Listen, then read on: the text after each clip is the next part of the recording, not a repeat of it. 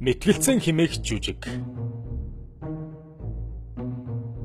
Монгол Ардын намынхан хачин зуршилтай гэдгээ дахин харууллаа. Монгол улсын ерөнхийлөгчид нэр дэвшигчдийн хаалц мэтгэлцээнийг тойрсон яриа дуусаагүй байхад мэтгэлцээнийг жүжиг болгохоор зэхэж байгаа Монгол Ардын намынхны бичлэг ил тод болж байна.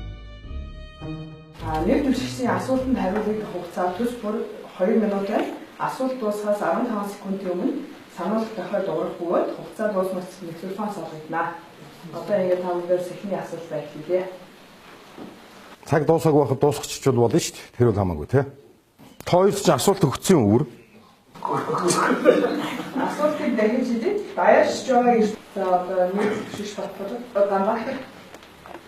Босоо заяатай, босоо бичигтэй, босоо дүрсэн тэнгэрлэг автсан мөн та бүхний энэ өдрийн амгалан айлтгая. Гол дүрүүдэд нэр дэвшигч Инхболдын дүрд Монгол Ардын намын дарга инх болд. Нэр дэвшигч Баттулгын дүрд Улсын их хурлын гишүүн Баатар Бэлэг. Нэр дэвшигч Ганбаатарын дүрд Улсын их хурлын гишүүн инх хамгаалан нар тогложээ. За сонгогч та бүхний энэ өдрийн амгалан айлтгая. Монгол улсын ерөнхийлөгчийн 2017 оны сонгуул сурталчилгааны ажил хуулийн дагуу зохион байгуулагдаж өнөөдөр инхүү өндөрлөж байна. Жүжигийн бэлтгэл Улсын их хурлын даргын гадаад зочид төлөөлөгчдийг хүлээн авдаг танхимд өрнөсөн. Энэ хол даргууд одоо офшорын асуудал дээр бол үнэхээр бодлоод хөдлөхгүй байгаа. Тэгэхээр энэ бол ерөнхийлөгч болоод одоо миний хувьд бол одоо хамгийн их хатуу тэмцэх асуудал бол энэ офшорчдын асуудал, офшорын эсрэг асуудал байна. Таны гаргаагүй хуулийг чинь гаргачихал байж байгаа юм да. Одоо Ганбаатар нэр дэвшигч тань таньсан асуулт байна. Монгол Ардын намынхан шууд мэтгэлцээ болон жүжигийнхээ бэлтгэлийн явцадж энхүүд дарагдаа айдуу зөөлөн асуулт тавьж унган зангийг гайхацгааж байна. Хэд хичнээн дээлтэй вэ гэдгийг ч мартсангүй. За энэ асуулт маань та хэдэн дээлтэй вэ? Дээл аль хэр олон үндэсдэг вэ гэсэн асуулт байна. За би бол үндэсний хувцас бас өмсөх сонирхолтой. За нөгөө талаар бол миний эрхэлдэг ажил алавч гисэн бас ийм үндэсний хувцсыг одоо өмсөж байх зайлшгүй шаардлагыг бол тавьж байдгаа. Төр улсын олон түвшинд би бас Тэд бүх асуултаа дугаарлан бэлдсэн байжээ. Баттулгын гол дүр тоглосон Баатар Бэлгийн үгээр нотлогдож байна. Юу гэж тодорхойлох вэ? Юуныхаа асуултныхаа дугаараар нь хэдгээр асуулт байна? Хавбар асуулт нүрийн хэлтэй.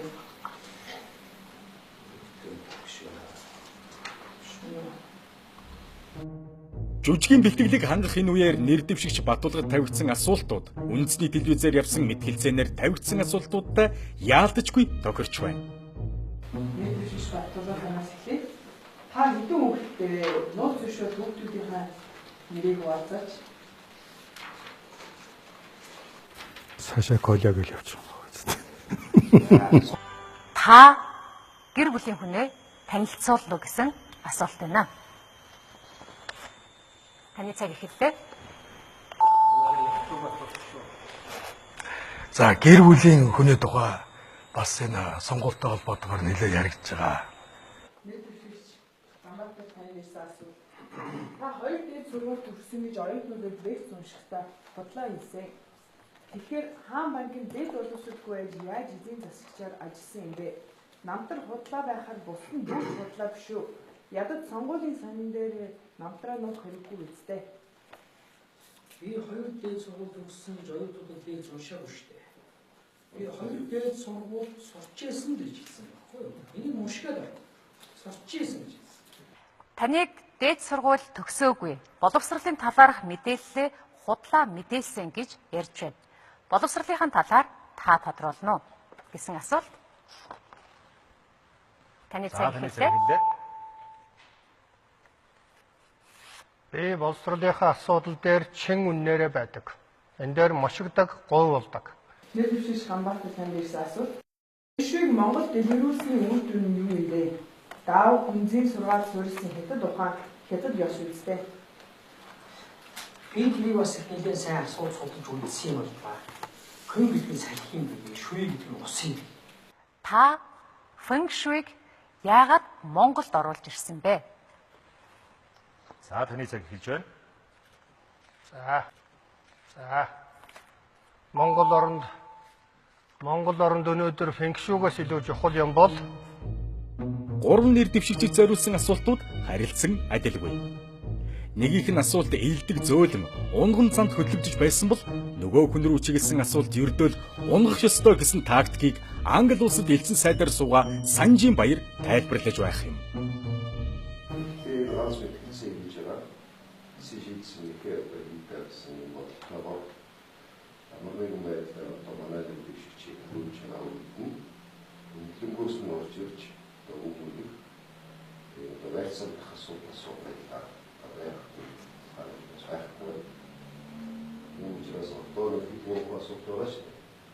Энэ асуултуудаа хариулт дуусаад тэгээд манай нэр дэвшигчийг хариулж явах үедээ тийм ээ одоо үндсэн 3 сэдв хэлсэн сэдв болчихлоо. 2008 он улсын хурлын болон үе үеийн сонгуульд Монгол Ардын намын сонгуулийн штабыг удирдах ирсэн Санжийн баяр энэ удаад штаб удирдахгүй гэдгээ мэдгдсэн. Гэвч Англид элчин сайд хийж байх ёстой хүн маань энэ жүжигийн найруулгыг тавиад ярьж байна. Хамгийн их айдастай байгаа 60 тэрбумын бичлэгийг бусад нэр дэвшигчид асууна. Тиймээс 50 амгалан байхыг инх болдод захид суун.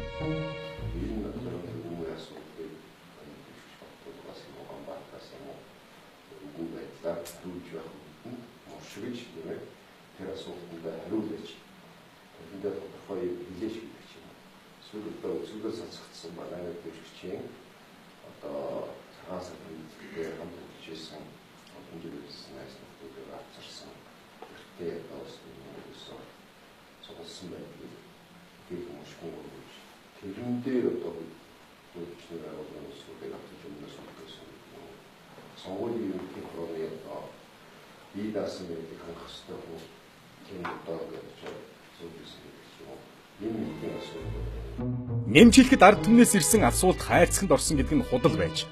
Харин ч Монгол Ардын намынхан бүх асуултыг өөрсдөө бэлтгэсэн давхар олон нийтэд ил болж байна. Таныг мөний шашны хурал цуугаар бичлэг цахим сүлжээнд ил байна. Энэ шашны шүтэгч юм уу, номлогч юм уу, мөнд яагаад илсэн бэ? Одоо шүтгээ болсон уу? Би бол Монгол хүн. Мөний шашны хуралд суугаа таны бичлэг ил байна. Энэ шашны шүтэгч юм уу, номлогч юм уу, одоо шүтгэ болсон уу гэсэн асуулт байна. За, таны цаг явлаа. За, энэ нэг мөн гэдэг нэг алдартай намандаг, ус төрчдийг намандаг нэг юм гараад ирсэн. Таныг мөний шашны хурал цуугаар Мөний шашны хуралд суугаа таныг газрын 8 чин гэдэг. Та үүнд ямар хариу өгөх вэ? Тэгэхээр миний эрхэлж хийж байсан ажил албатай холбогдуулаад улс төржүүлж бас ийм нэр хоч өгөх явдал бол сүүлийн жилүүдэд нэлээд байгаа.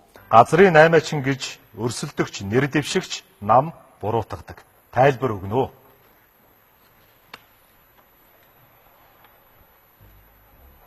За, таны цаг явж эхэллээ. За би Улаанбаатар хотын захирагчаар 7 жилийн хугацаанд ажилласан. Таны харж байгаа ширээн дээр тавигдсан хайрцаг, түүн доторх асуулт үндэсний телевизийн 600-ын студид задарсан асуулттай яг таг ижил байгаа. Их хурлын гишүүн болвол хууль санаачлах эрхтэй. Яагаад оруулчихаагүй юм? Тухайн би ганцаардаж байсан юм байна. Амгаж ирсэн яг энэ босоо болчихжээ ирсэн. Гарныг нь хөдлөө нөршил. Үхтлээ судалсан байна.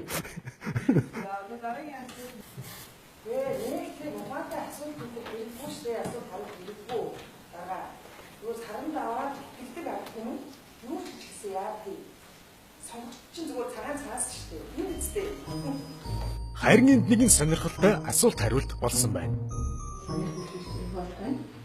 Таны хэдийн иргэний зэхлээ та өөрөө тайлбарлах юм. Бид нар ер нь бол бие биенийгаа яс үндэс цус угсаагаар нь ингэж одоо хит их доромжилж тэгээ энэ нь бол цаашдаа бүр даамжирч энэ удаагийн сонгуульд бол хэр хэмжээнээсээ хитэрч хөрш улс орнуудын харилцаанд ч одоо бас ам цав сууж магадгүй хэмжээнд хүрч байна шүү дээ. 2017 оны 6 дугаар сарын 24-ний өдөр Монголын үндэсний олон нийтийн радио телевиз зохион байгуулагдан шууд дамжуулагдсан нэр дэвшигчдийн хаз мэтгэлцэн Монгол Ардын намынхны эртнээс төлөвлөсөн жүжиг байсан гэдгийг энэхүү бичлэг нотлон харуулж байна. Үйлдэл бүхнээ далд нууцаар хийж төлөвлөж явдаг хүмүүс түүхт намынхаа нэр хүндийг унгах болсноо ухаардаггүй юм байх та. Их баярлалаа.